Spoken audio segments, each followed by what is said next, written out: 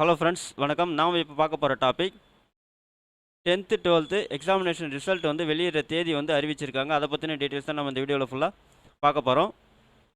நாம் வீடியோவை பார்க்குறதுக்கு முன்னாடி நீங்கள் இது வரைக்கும் நம்ம சேனலை சப்ஸ்கிரைப் பண்ணலைன்னா மறக்காமல் சப்ஸ்கிரைப் பண்ணிங்க.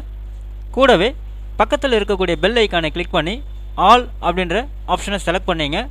அப்போ தான் நம்ம சேனலில் போஸ்ட் பண்ணுற எல்லா வீடியோஸினுடைய நோட்டிஃபிகேஷன் உங்களுக்கு உடனே கிடைக்கும். வீடியோவை ஸ்கிப் பண்ணாமல் முழுசாக பாருங்கள். வாங்க நம்ம வீடியோவை பார்க்கலாம்.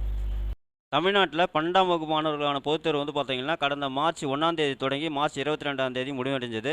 அதனைத் தொடர்ந்து வந்து பார்த்தீங்கன்னாக்கா மார்ச் 4ஆம் தேதி வந்து தொடங்கிய 11ஆம் வகுப்பான பொதுத் தேர்வு 25ஆம் தேதி வந்து மார்ச் 25 வந்து முடிவடைஞ்சது. அதே மாதிரி வந்து பார்த்தீங்கன்னாக்கா 10ஆம் வகுப்பு எஸ்எல்சிக்கு வந்து பார்த்தீங்கன்னாக்கா கடந்த மார்ச் 26ஆம் தேதி வந்து பார்த்தீங்கன்னா எக்ஸாமினேஷன் தொடங்கி ஏப்ரல் 8ஆம் தேதி வந்து பார்த்தீங்கன்னாக்கா முடிவடைஞ்சது. இதனை தொடர்ந்து வந்து பார்த்தீங்கன்னாக்கா விடைத்தாள்கள் திருத்தும் பணி வந்து தொடங்கி வந்து இப்போ அண்மையில் வந்து முடிவடைஞ்சதாக சொல்லியிருக்காங்க. இதனை தொடர்ந்து மதிப்பெண்கள் வந்து பார்த்தீங்கன்னாக்கா கணியில் பதிவேற்றும் பணி வந்து தற்போது நடைபெற்று வருகிறதா வந்து சொல்லியிருக்காங்க.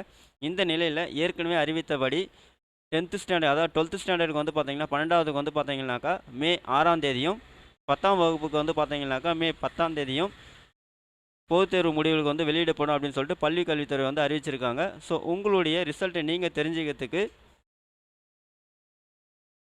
www.dg.tn.gov.in அப்படின்ற இணையதளத்தில் போயிட்டு நீங்கள் உங்களுடைய மதிப்பெண்களை அதாவது ரிசல்ட்டை வந்து நீங்கள் தெரிஞ்சிக்க முடியும். இந்த வீடியோ உங்களுக்கு பிடிச்சிருந்தா லைக் பண்ணுங்கள்.